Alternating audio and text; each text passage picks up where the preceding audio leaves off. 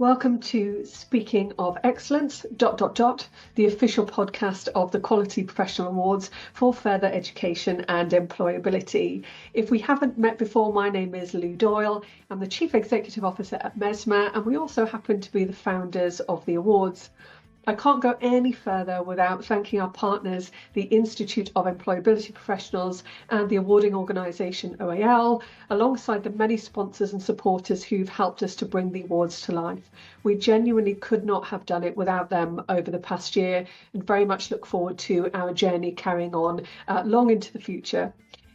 If you're unfamiliar with the Quality Professional Awards for Further Education and Employability, they were born out of the idea that there are many unsung heroes in both sectors who play a significant role in driving high quality provision, namely those who work in quality management and compliance roles.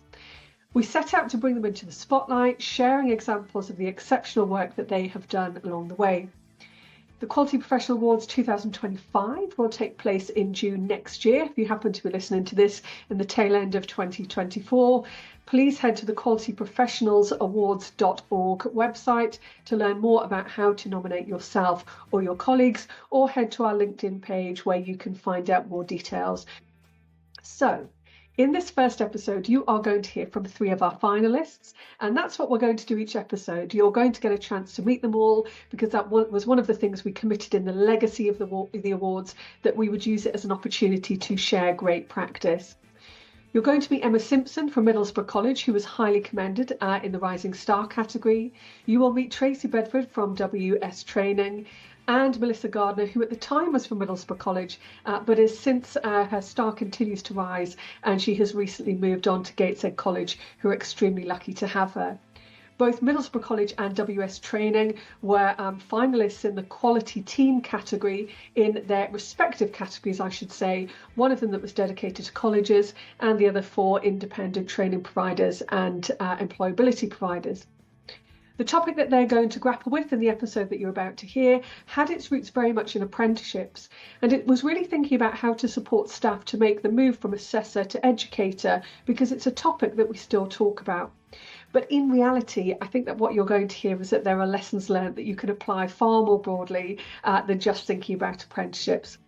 What I loved when I was speaking to them is I love their passion, and in particular what I think you'll hear is the importance they place on quality professionals playing an active role in supporting change, not just someone who essentially tells you what's right or tells you what's wrong, but really crosses the line, if you like, into making sure that they can help drive quality provision.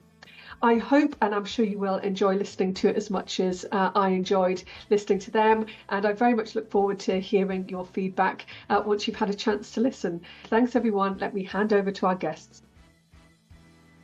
I'm absolutely delighted to have you here on the podcast.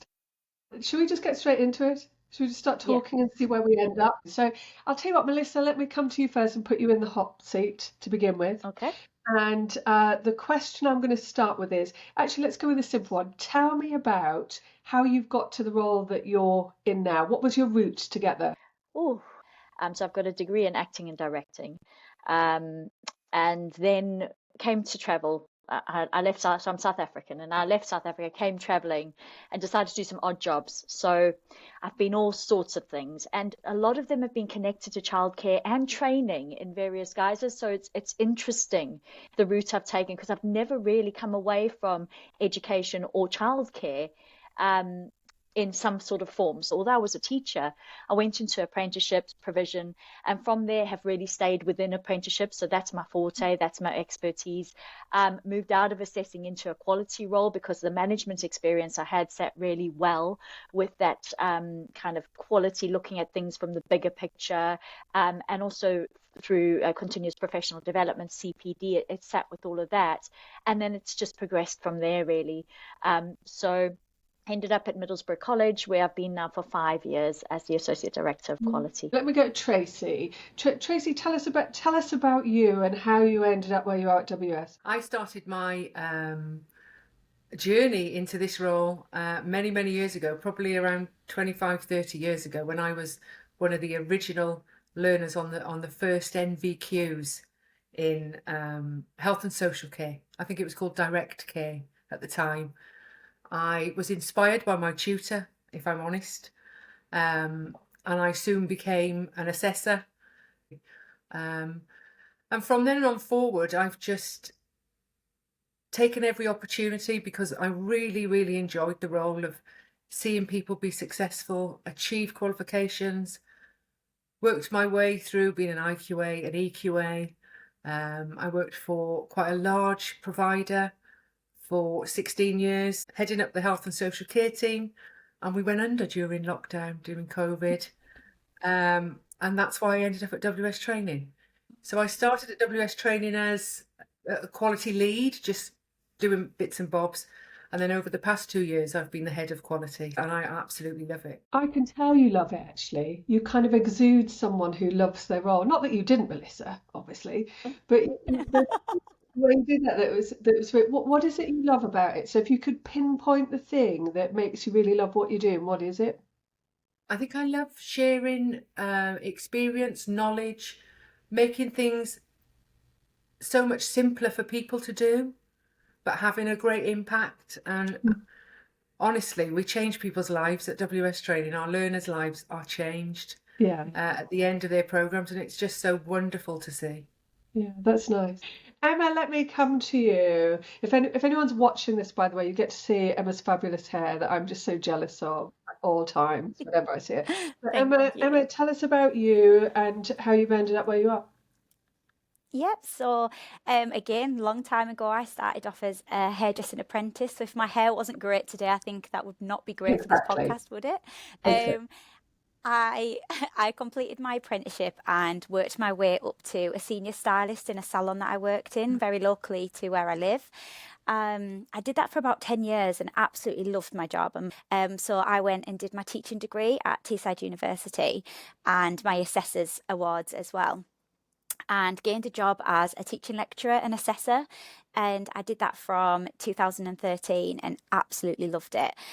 Worked my way up again. I worked all across the Northeast, visiting salons, teaching in salons, teaching in an academy. And I still feel relatively new to this role that I'm in now. I'm a teaching and learning mentor at Middlesbrough College, and I absolutely love it. And within this role, I get to help our members of staff enhance and strengthen throughout CPD and development. Great job. It's a It great job is. to have. Absolutely love it. We thought we might talk to you guys, which actually a conversation Melissa and I were having. She was like, I've got a great idea for a topic, for the awards podcast. And it was thinking about that journey, if you like, from assessor to trainer. And kind of, taking us back to that point of the reforms, the apprenticeship reforms, which feels like an awful long time ago now, and maybe just reflecting back on what is it that's happened for you within your role since then. So we often talk about that, don't we, and say, well, before the reforms, it's like biblical, isn't it? Before the reforms happened, it was apprenticeships were a very assessment-based model, and then because of the reforms, in part, that had to shift in some way. So someone pick that up, and just elaborate a bit more on that, and whether or not that really is a thing, or that we've kind of just assumed that that's something that's had to happen, but it wasn't the reality of it. Who wants to have a go at that one? Yeah, I think probably, Lou, there's a little bit of truth in it and a little bit of myth as well. And when I looked at this kind of discussion, I thought about the Doug Richard review, and I went back to it because when it came out, it was like, oh, he's dissing apprenticeships and he's saying they're terrible and we need this reform and we need change. But he didn't. He actually said apprenticeships are really warm. Apprenticeships, people have a fondness for them, but not everything is an apprenticeship. And I think that's where we've come from, the Yeah. understanding that not everything is an apprenticeship. An apprenticeship requires new knowledge, skills, development, to do a job that you are going to end up doing at some point, or have transferable skills and you'll be doing something quite similar to that. So not everything is an apprenticeship. And when he talked about the review of apprenticeships, he said, let's not look back. Let's look forward and say, what does a good apprenticeship look like? And he talked about three things: rigor, trust, and transparency. And I think that's where we've come to, because at the time there was no endpoint assessment. And I remember being an assessor and being told, just tick the box and look at what they do, and have, and then I would go in and say to the apprentices, don't worry, I'll just watch you and you just do your job. And I'll tell you whether we've got the evidence for it. And it was so against my teaching background, that we weren't telling them anything new or taking them into a classroom. Yeah. But that's not to say all apprenticeships were like that, because I was in a college where the engineers had day release and they were still doing the technical training and they were still doing the knowledge, skills, and behaviours. So I think it's that idea that not everything is an apprenticeship, but a good apprenticeship is life changing.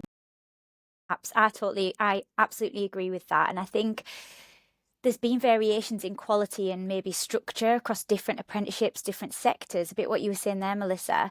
But traditionally, apprenticeships always combined development of the new skills, behaviours, practical experience, not just assessment of existing abilities. And I think that's where some of the stick came from, where they said that we need the reforms because we need to see new development of skills and behaviours. But I think that's always been at the heart of apprenticeships. I can remember my assessor at the time saying, you're going to challenge your knowledge, because when we look at this qualification, you're going to identify the knowledge that you might not know. Yeah, And you will develop those skills. And I'm sure Emma will agree with this. absolutely. That you wouldn't want to cut somebody's hair if you didn't learn something new. Hence, Absolutely. you wouldn't want to give care to somebody if you weren't doing it at your best shot and learning new knowledge along the way. So I think, yes, there are some differences in the quality of provision based on who delivers it. Yeah. And I think if you've always wanted your learners to gain something new, give them new knowledge, which in turn leads to better skills, then it's always been there. So there is a bit of a blur between a myth and what was there. But I do agree that it has got more tricky for our tutors of today's modern apprenticeship. Yeah. And some fear it because they've been that assessor. Yeah. And they feel like they don't have the capabilities. I really like the way actually I think there's a real balance to the way that you've all approached the answer to that question. So if we take that as this mixed economy that you've all described in your own experience of it, I'm still hearing in there, I think that you've had to have some element of change taking place in order to lift all of the quality up to that level that you guys define as being of a high quality. And when you make change happen in this space, if you drop it into a change management model, you can pull on some of the harder levers, which are strategy, system, structural stuff. Or you can pull on, or it's an or you pull on the things that are about style of leadership or about skills development and about staff. So in the transition where you've had to make it, talk to me a bit about what that's looked like within your organisation. When I joined WS Training, I felt like I'd already walked the path they were on, because where I'd worked previously, we'd gone through all of that, demystifying what an EPA is, demystifying off the job hours, going through all the policies and procedures and looking what we had to change to make it what it is today. And when I got to WS Training, they were slightly behind. So I walked in the door with my postcards, if you like, on that road I was travelling before, and I've been able to implement and change working practices so that we can get it right. I suppose Middlesbrough's journey was slightly different to that because colleges have so much resource and systems behind them. So coming into a college with resource system, all that structural stuff in there, it was more about the people and the culture and how we changed that together. So definitely the structure was there. It just needed to be pulled together. Yeah. Really.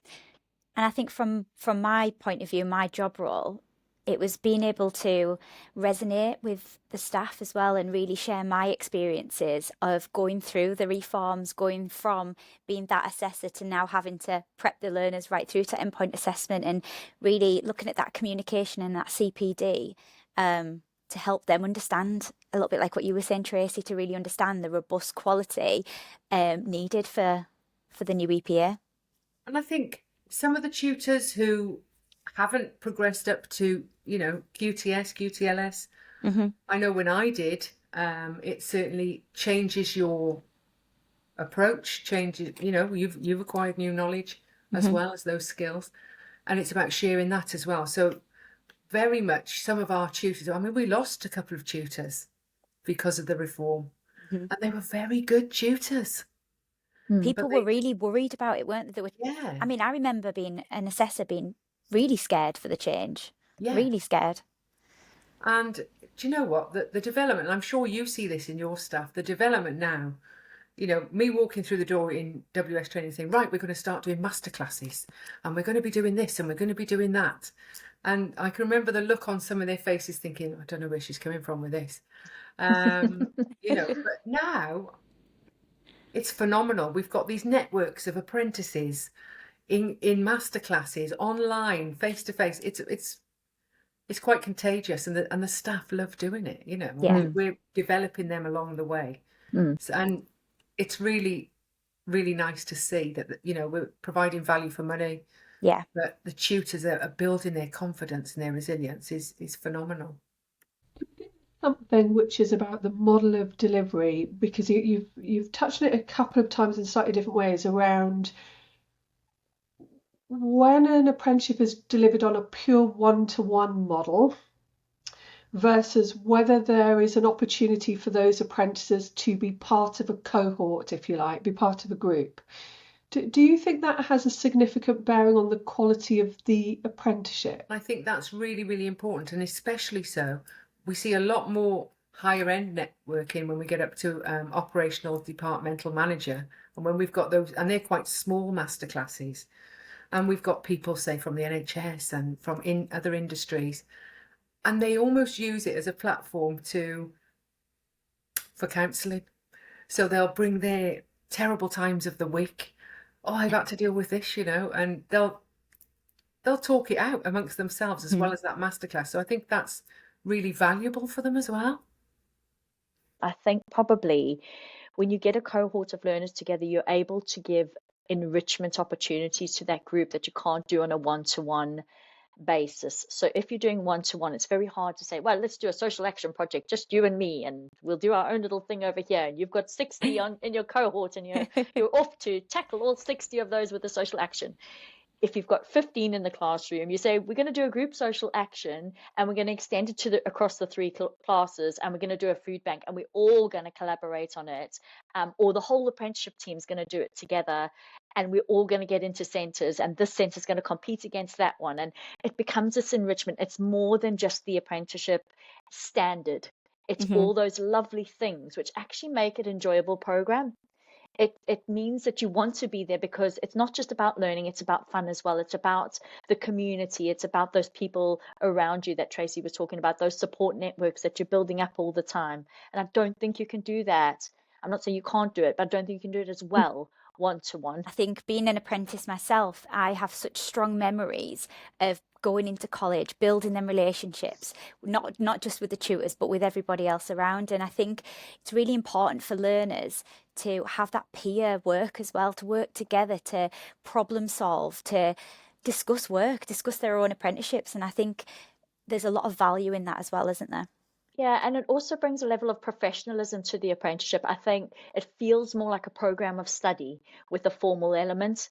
When you don't have that formal element that the employer is driving, so saying you're going to college one day a week to learn something new, and I'm going to support you with that, it loses that value to the apprentice and the employer. And I think you're right to say, you said something there, Melissa, that I think is important, because there might be people listening to this saying, I'm not sure how we'll make that work, because we've got the nature of the way that there might be a really tiny provider who just can't make that work because of the model. And I think you make a good point, which is it's not that it can't work, it means you have to work harder in order to create those opportunities for peer development. And I do think there's some innovative practice that we haven't quite found yet in the sector, which is between providers. So we can't do this on our own, but actually if we buddy up with other providers who are delivering the same standard, then actually how could we develop a model perhaps that would allow that peer network to evolve? So we've touched, we're veering into territory of culture. Emma, I'm going to come to you and ask you this question, okay? So you talked about comms and things there before. So if I were to land that on you as, did you have to make, did you have to make, as Melissa inferred before, cultural changes within your apprenticeship provision to get it to, and we'll use the Ofsted badge just for ease, that you're sitting on an outstanding grade for your apprenticeship provision? Were those, let me not ask it as a word, tell me about those cultural changes that you had to make in order to get to the point of the quality of the provision that you have now. I think it was all around communication and, as I say, really resonating with the team, and really changing that culture around CPD not being something that they had to do when they had time, they're too busy for it, to actually showing them that there's some really impactful things out there that's not going to take all of their time, and the benefit that it's going to have for them.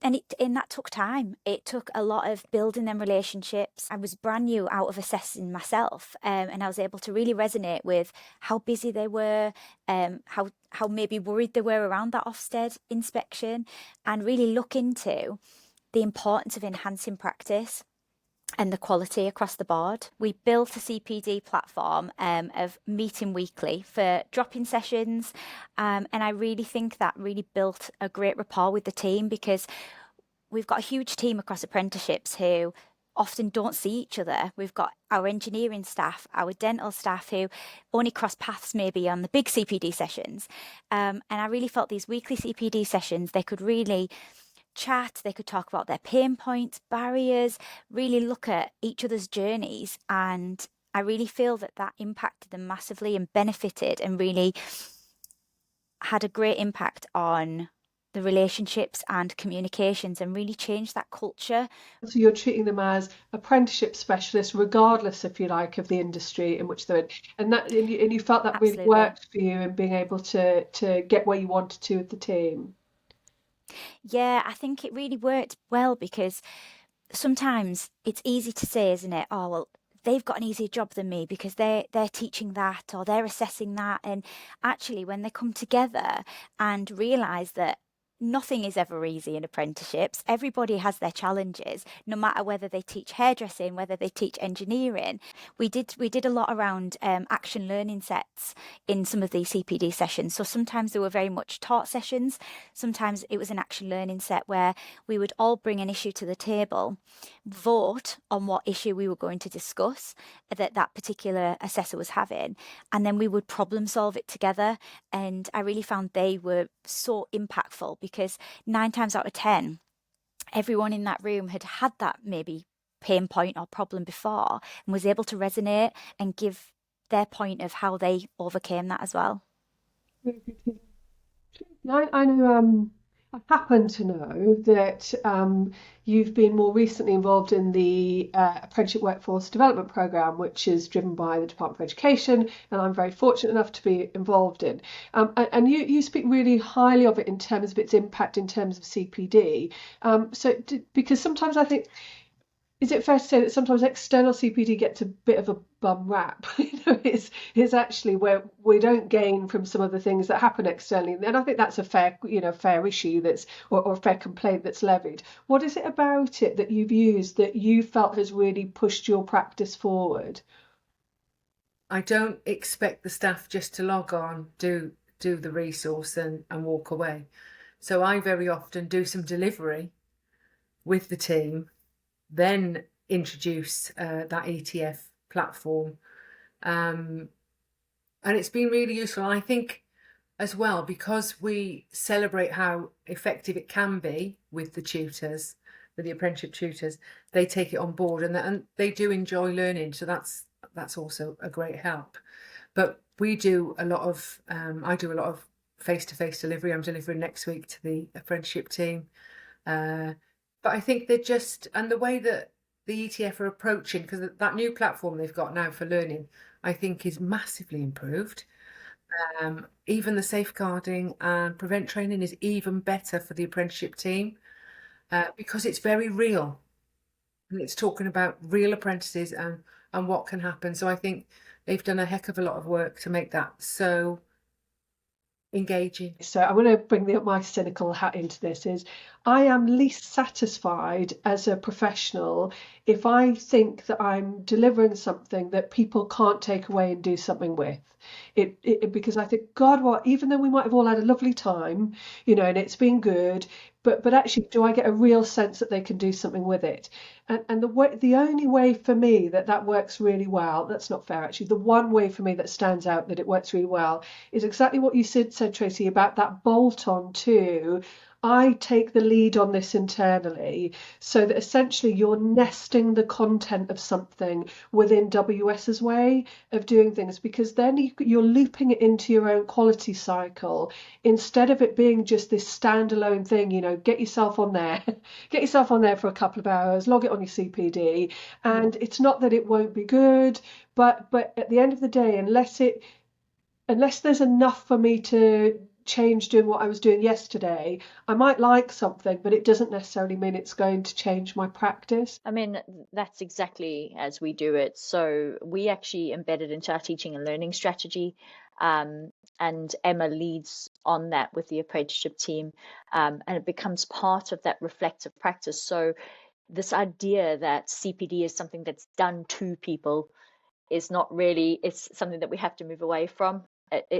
They're taking control and ownership of their own development based on their learning walk feedback, or the areas that they know that they're not nailing in it with their learners, where they're not making the progress they expect, or they're not getting the outcomes they expect when if they're doing a particular unit or teaching a certain way. So they're actually taking a lot of individual responsibility around where it goes, but Emma is the one who pulls all that together. And what I was going to say in terms of this cultural shift is you cannot underestimate the power of the right people in the right roles.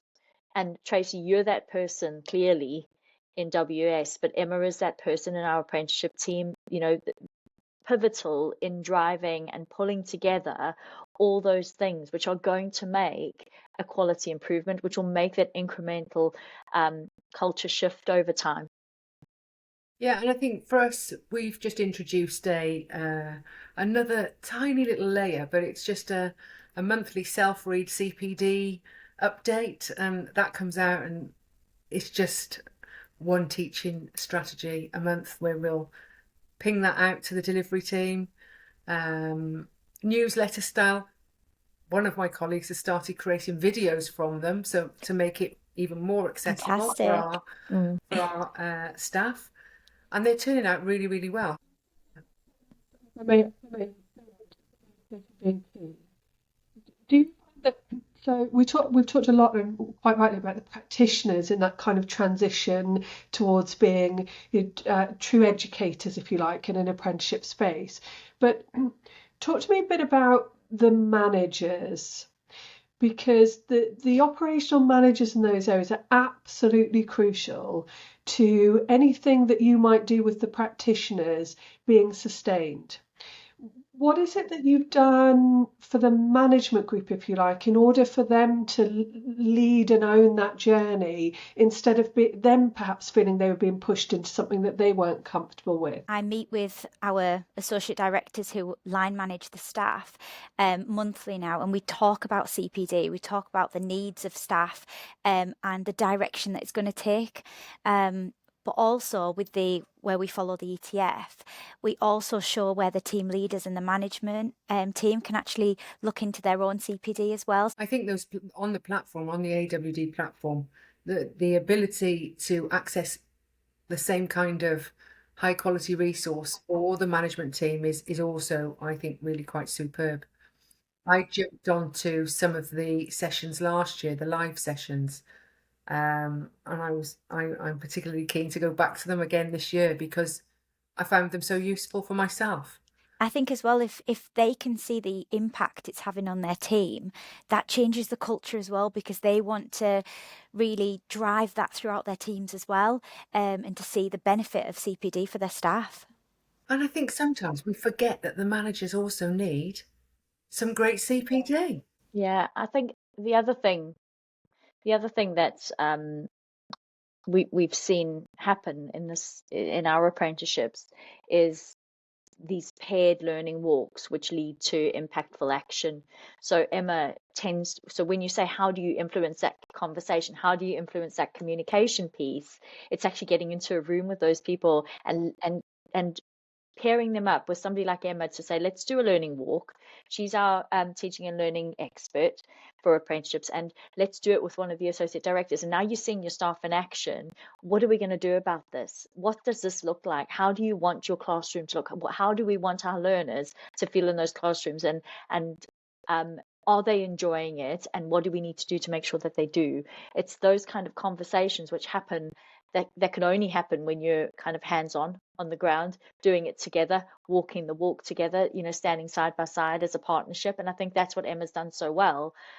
So she hasn't really talked about that in terms of the communications piece, but looking at a sequence of CPD, which then is a collaboration of these learning walks that she's done with the associate directors on an operational level, and intel that she's taken from kind of cross college themes that are emerging, and then saying, right, what do we see happening here? Is there something specific that you want your team to develop? Is there one area that we need to focus on for this particular team?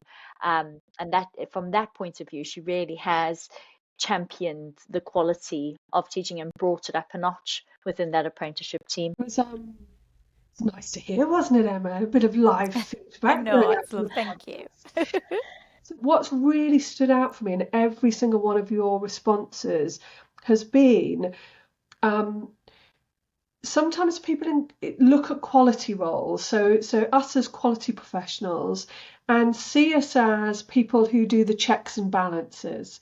So quality assurance, if you like, is a thing that happens and then we just have a pop at people, in the operational areas, or feedback to them, and everyone, doesn't want us to come in and so on. What has absolutely stood out for me in everything you've said is each and every one of you steps into this space of delivering. So you don't just see your role as being, I'm here to assure quality, I'm here to do the learning walks and do those things, but actually we step over that divide, if you like, as sometimes people can see it, in order to deliver CPD, to make action learning groups happen, to do collaborative work with the operational managers. And for me, that Venn diagram, if you like, of the grey space in the middle of that is where the magic happens in quality improvement. And I wonder if you could summarise that from your own experience in if you were giving CPD to other quality professionals in apprenticeships, but it's much wider than that, I appreciate, what would you say to them about how they should be at their best within their roles? That's a tough question, because there's a lot goes into quality assurance, but I think probably you have to be solution focused in a quality role. You have to have an idea of what excellence looks like, that unrelenting pursuit of excellence that we talk about, and you have to have that idea of where it's going. You've got to share that vision clearly with the team so that they know where we're going, what that excellence looks like. And then you've got to have some tangible, realistic solutions along the way, maybe bite-sized bits to help them get there. So like you, Lou, I see quality as a support function. I don't see it as a measuring function or an audit function. It's a support function. It's taking the time to reflect on what we're doing and then helping to find the solutions to make it even better, whilst making people's lives easier, not harder. So looking for those efficiencies, looking for the things which make them enjoy their work, putting the passion back into them being with their learners or being in their job. So taking out some of the admin that sits around apprenticeships and really focusing on, like you said, the takeaway tangible can-dos, which have the biggest impact. But you have to have an idea as a quality professional of what that might look like. Dropping a bomb and saying this is wrong, but not knowing what it should look like at the end when it is right, is not good enough in a quality role. I'm in quite a nice position at the moment where the staff, the apprenticeship team, will say, when are you coming over for training, Trace? And they're excited, they want to see us, and they want to see the quality team come in and bring in that learning. They enjoy it, they thrive on it. And I think we just need to be aware that whilst we are changing our learners' lives, we're also changing our staff's lives. And knowing how to develop them through that critical feedback, which can be a bit tough sometimes, is getting their buy-in on it. So I think once they realise the quality of the feedback the quality team can provide, that is encouraging, is developmental, then it helps. It's the doing things for that right reason. And the right reason is the learner. It's the learner making, we started the conversation talking about knowledge, new knowledge, skills, and behaviours. What is an apprenticeship? And that's exactly what quality improvement is about. It's making sure those learners, and I always say this to Emma, she knows I bang on like a stuck record. And I always say it's about the learners having the best experience they can and them coming out and saying, I loved my tutor. I loved my assessor. They were amazing and they changed my life. And it's because of them that I got the job, or that I'm promoted today, or that I have the confidence, or that I'm ready to face whatever comes next, or I'm doing the next level 4 or my agency or whatever it is. And that's what we essentially do as a quality team. We make sure that those learners have the best educational experience they can with us. But that nearly takes us right back to the beginning, because in Tracey's introduction, she said the reason I became an assessor at the time was because of your tutor. It's a cliche, but I think a very true one, that we remember great tutors in whatever name we call them at whatever age, because actually they change your life. And that might be a change in career. It might be them helping to get to the point in the career that you want to get to. But I think sometimes apprenticeships are a complex beast. They're arguably the most complex piece of provision I feel within the education space, that was certainly a mainstream, if you like, education that we have to deal with, because there's so many moving parts within it, and that importance of seeing the processes that we put in place around quality to be one of celebration. It is about celebrating and showing good practice when it's there and learning from that good practice. In true governance, you build capacity from a position of knowing what's good and being able to replicate that over and over and over and over again with all of your staff right the way across your provision. And then, as you say, that relationship, feedback only lands when the relationship is there. When it's feedback that's developmental, number one, do we give it in the right way? Number two, have we trained people to know how to receive feedback? It was a big thing, actually, we were taught at BA, interestingly enough, which you wouldn't think. It was a huge deal about how do you receive feedback? What do you do if the way the feedback was given to you isn't appropriate? So even told how to challenge back around it. And I think we've got more work to do in that space.